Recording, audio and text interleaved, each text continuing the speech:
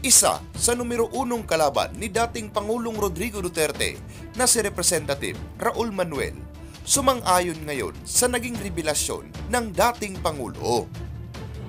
Saad niya ay totoong madaming blanco ang bicameral report tugma sa mga ipinakita ni Congressman Isidro Ungab at ni Tatay Digong sa publiko.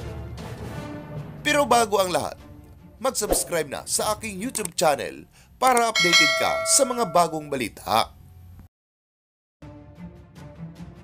Magugunitang maging si Senator Amy Marcos ay nilaglag si Pangulong Bongbong Marcos at Martin Romualdez noong Disyembre nakaraang taon kung saan sinabi niyang hindi siya pumirma sa bicameral report dahil marami itong blanco.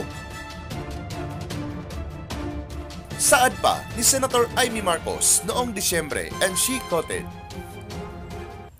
"Dumating ang ika-11 ng Disyembre, ang petsa ng pangalawa at huling BICAM meeting.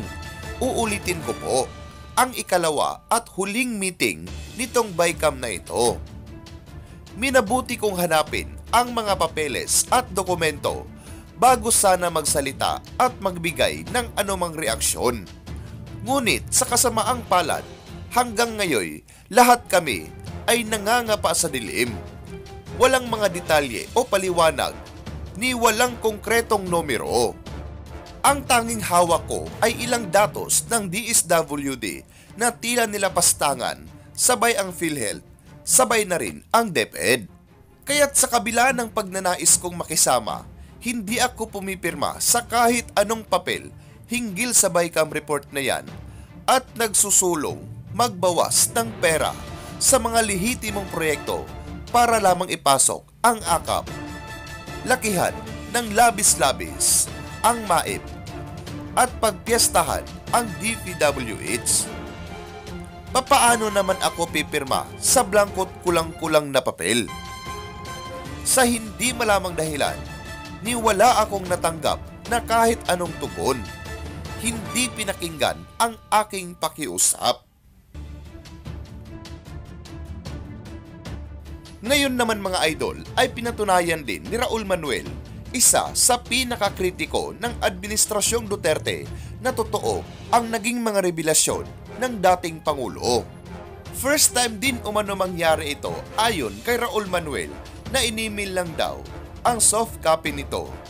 Kulang ang 1 linggo bago ang ratifikasyon, habang ang printed copy naman ay ibinigay lang daw wala pang 1 oras bago isalang sa plenaryo. Kaya naman, hindi na sila nagkaroon pa ng pagkakataon na ma-review ang nasa mahigit 4,000 pages na bicameral report. Saad ni Raul Manuel, and he quoted, "Sobrang ipit ng oras talaga para mabusisian. On my end, sa totoo lang, hindi rin agad nakita yung mga blank kasi nga hindi tayo sanay na may mga ganoon. Ngayon ko lang na-encounter na nag-ratify ng budget, mayroon palang mga blanks. Kasama sa BICAM report na na-ratify ng Kamara ay yung mga blanks. After ratification, saka bago pirmahan, sino yung nag-fill in the blanks? So dapat may sumagot dyan. At ang pwede lang makasagot, ang mga bahagi ng BICAM, saka yung Pangulo." Unquote. So ngayon, nagsalita nga si manggagamit doon, si Amy Marcos, na ayaw, hindi siya pumirma doon, na sinasabi niya na paano daw siya pipirma ng, ano ba eksaktong term niya, eksaktong word niya dito. Ni-screenshot natin dito. Ang sabi ng Hitad, alright, December 18.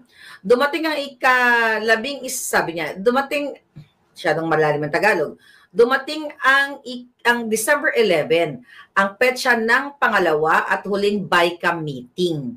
Uulitin ko po ang ikalawa at huling meeting nitong BICAM na ito. Minabuti kong hanapin ang mga papeles at dokumento bago sana magsalita at magbigay ng anumang reaksyon.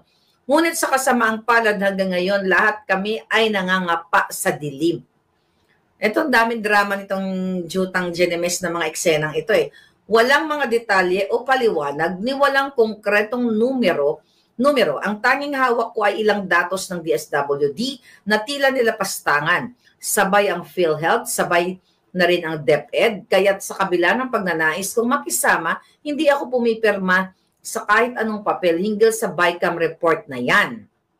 At nagsusulong magbawas ng pera sa mga lehitimong proyekto para lamang ipasok ang akap. Lakihan ng labis-labis ang MAIP at pagpiestahan ang DPWH. Paano naman ako pipirma sa blankong kulang-kulang na papel? So ito'y confirmation actually dun sa statement sa revelation or expose ni Congressman Ungab at ni Pangulong Duterte. Sabi ni Amy Marcos, sa hindi malamang dahilan ni wala akong natanggap na kahit anong tugon. Hindi pinakinggan ang aking pakiusap. Di ba, binoljak natin sa nung time na yan. Sabi ko na presidente ang kapatid mo, wala kang alam, wala kang hawak na papel, ganyan-ganyan, drama-drama.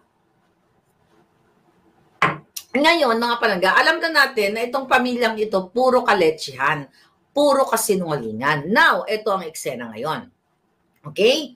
Hindi sinagot ng mga nakapirmang mga jutang ginemes. Okay? Nasa na yon? Ng mga senador na yun. Sino ba yung mga nakapirma doon? For sure, ang iba sa inyo, alam nyo na kung sino yung mga pumirma doon, di ba? Andun tingnan lang natin para sa kapayapaan ng bayan. Alright, so ito ang, buti nakabalik na yung TikTok ko ha. Okay, go. Okay, here we go again. Okay, sino bang pumirma dito na mga hitad? Tandaan nyo itong mga pumirma, mga pangalan na ito sa bicameral report. Okay, dito sa bicameral report, ang pumirma ay si Grace po, si Cynthia Villar, si Win Gatchalian, itong jutang ginemes na nag-file sa akin ng Casey Elizalde ko, okay, nakawatan, ayan, si Dong Gonzales, yung JG Suarez, okay, nakawatan, ayan, si Dong Gonzales, yung JG Suarez, ito yung mga tuwad committee, mga huwad na dapat ipakain sa buhaya, yung mga jutang ginemes na yan. Si Dalipe, si Asidre, si Neptali Gonzales. Okay, sino-sino pa?